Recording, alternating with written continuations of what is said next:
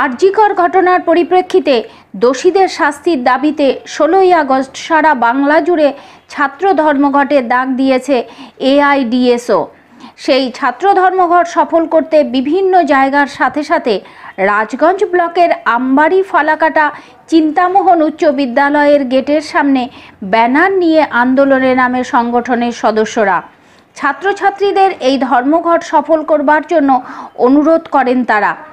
ধর্মঘট রুখতে কড়া হাতে পুলিশ প্রশাসনও হাজির হয়। পুলিশের পক্ষ থেকে জানিয়ে দেওয়া হয় কোনোভাবে স্কুল বন্ধ রাখা যাবে না। এই বিষয়ে সংগঠনের সদস্য জানায়, আরজিকর হাসপাতালে নৃশংসভাবে এক মহিলা ডাক্তারকে ধর্ষণের পর খুন করা হয়েছে। দোষীদের অবিলম্বে শাস্তির দাবিতে 16ই আগস্ট ছাত্র ধর্মঘটের ডাক দেওয়া হয়েছে। ছাত্রদের ধর্মঘট সফল করবার জন্য অনুরোধ করা হচ্ছে। আমরা আজ 16ই আগস্ট অল ইন্ডিয়া ডিএসওর ডাকে গোটা রাজ্যব্যাপী একটা প্রতিবাদ দিবস হিসেবে আমরা পালন করছি এবং একটা সাধারণ ধর্মঘটের ডাক দিয়েছি। স্কুলের ছাত্রছাত্রীদের কাছে আবেদন করছি কলেজের পঠন পাঠন যাতে আজকে বন্ধ থাকে, স্কুলের পঠন পাঠন।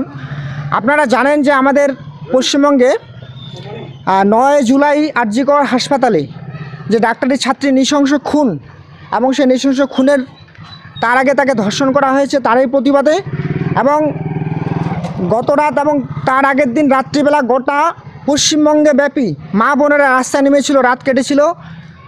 তার সুযোগে সেখানে আরজিকর মেডিকেল কলেজে কিছু দুষ্কৃতী ঢুকেছিল এবং সেই আন্দোলনকারী ছাত্রী, শিক্ষক ডাক্তার, নার্স এবং স্বাস্থ্যকর্মীদের উপর অকথ্য অত্যাচার করেছে।